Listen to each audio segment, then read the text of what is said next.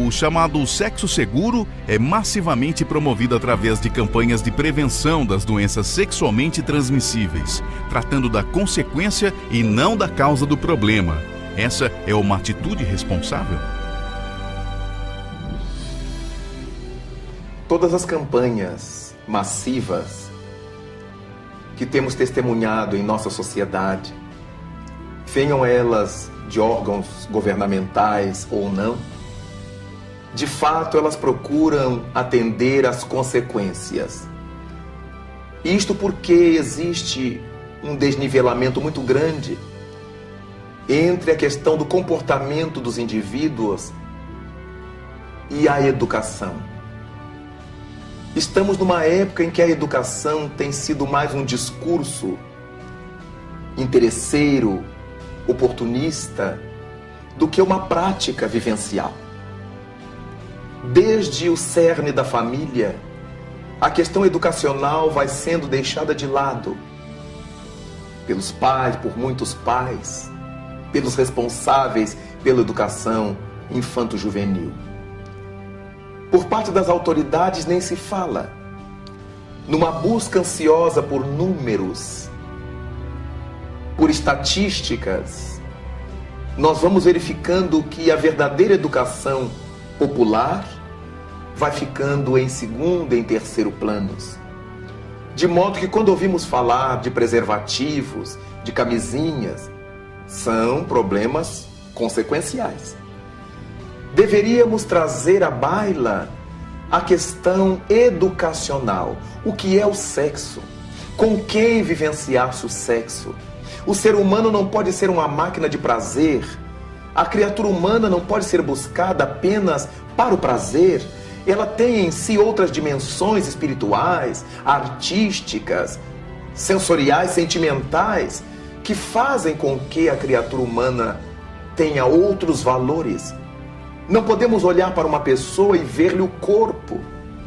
Temos que aprender a ver na criatura que a gente gosta, que a gente admira, a sua mente, a sua sensibilidade, a sua estesia, a sua arte, a sua inspiração, para que essa pressão sexual que envolve a criatura na sociedade possa diminuir um pouco. Sabemos que o sexo é a energia criadora e a presença de Deus no mundo. E por causa disto, admitimos que, como todas as coisas de Deus no mundo que fazemos mau uso, fazemos também mau uso do sexo. A nossa visão, a nossa audição, a nossa fala, tudo usamos de maneira indevida. Todos os recursos que Deus nos concedeu, usamos muitas vezes de forma negativa, de forma ruim para a nossa existência. Mas não foi para isso que Deus nos las deu. Não podemos ter vergonha da sexualidade, porque Deus não teve vergonha de criar o sexo.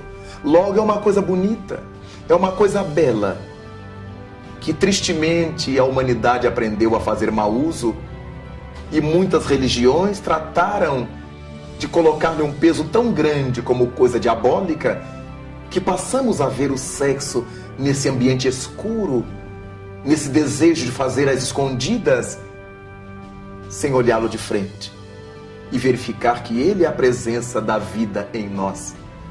Daí, caberia às nossas autoridades, quando formadas por pessoas de bem, trabalhar a educação das comunidades, ensinando o que a sexualidade representa. Mas, por outro lado, num mundo materialista, numa sociedade materialista, o sexo vem sendo visto apenas como fonte de prazer. Não existe essa correlação entre a sexualidade e a vida espiritual, entre as estesias da alma e a boa experiência sexual. Desse modo, é muito difícil entender que o trabalho de Gandhi na Índia, libertando seu povo, era um trabalho que envolvia sexualidade, masculinidade, não machismo, masculinidade, energia, força.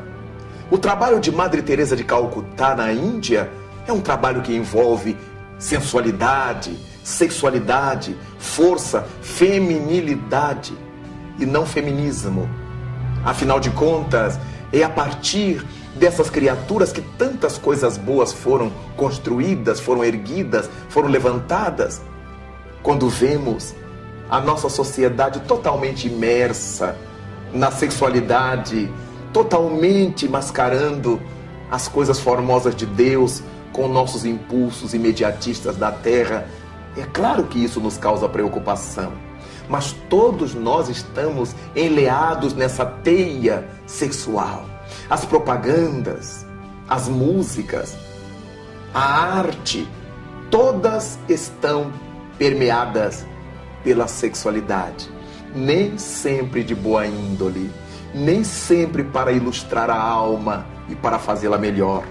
Cabe a cada criatura de bom senso, pai, mãe, irmão, professor, mestre, autoridades educacionais, pararem para pensar que o mundo seria bem melhor, as sociedades se relacionariam bem melhor se o sexo, presença de Deus na criatura humana, fosse mais respeitado e não fosse encarado apenas como uma fonte de prazer sensorial. É por causa disto que quando vemos essa propaganda massiva em cima dos efeitos, em cima das consequências, sentimos muita falta de um trabalho estrutural, um trabalho de base em torno dos fundamentos da sexualidade.